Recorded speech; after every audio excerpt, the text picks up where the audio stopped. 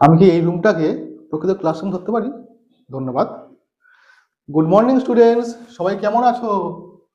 হ্যাঁ, বাহ, হ্যাঁ স্যারও খুব ভালো আছে। তোমরা কোন শ্রেণীতে এখন? পঞ্চম শ্রেণী। আচ্ছা, তারপরে পঞ্চমের পরে সবাই ভালো করে লেখাপড়া করার পরে ষষ্ঠ শ্রেণীতে উঠবে, তাই তো? সঞ্জীব, আজকের তারিখ কত বলো? হ্যাঁ, আজকের তারিখ 29 তারিখ।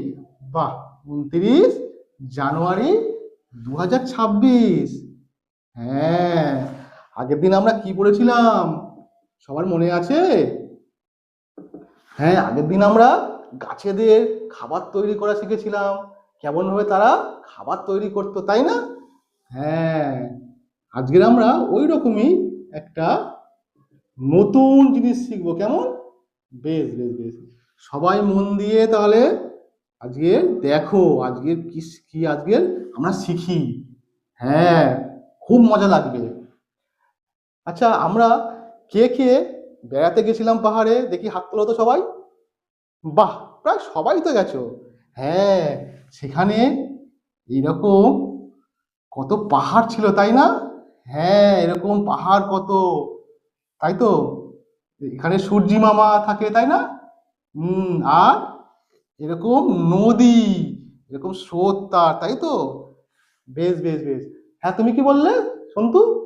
হ্যাঁ, এই নদীর জল কেন নিচের দিকে আসে? দেখো, জলের ওটা ধর্ম, জল সবসময় উপর দিক থেকে নিচের দিকে বয়ে যায়, বুঝতে পেরেছো? তাই এই পাহাড়ের উপর থেকে জল নিচু জায়গার দিকে বয়ে যাচ্ছে।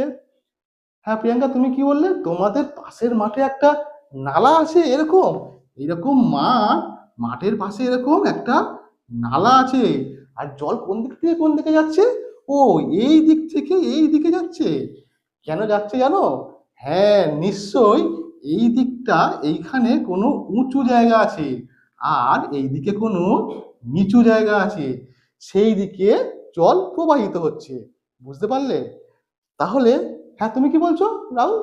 ও, তোমাদের গ্রামের মাঝে একটা পুকুর আছে এরকম, সেই পুকুরের জলের মধ্যে নোংরা জল পড়ে, কিন্তু জল সবসময় পরিষ্কার থাকে।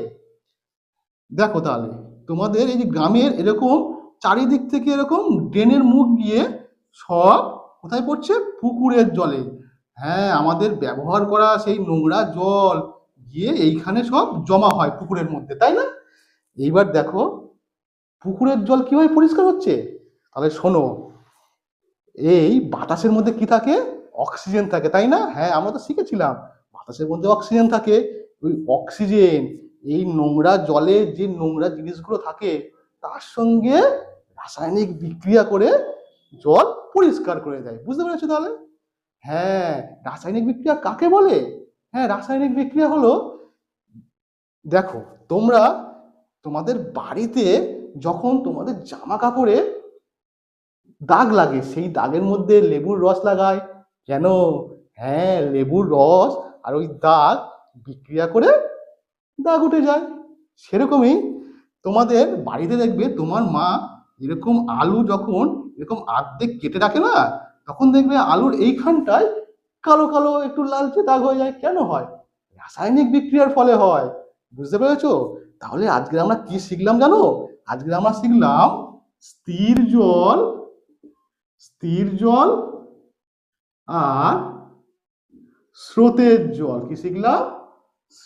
স্থির জল আর স্রোতের জল। তাহলে বুঝতে পারলে রাসায়নিক বিক্রিয়া কাকে বলে, স্থির জল, স্রোতের জল কাকে বলে। তাহলে এই পর্যন্ত থাক, পরের দিন আরেকটা আমরা মজার জিনিস শিখবো, কেমন? ঠিক আছে।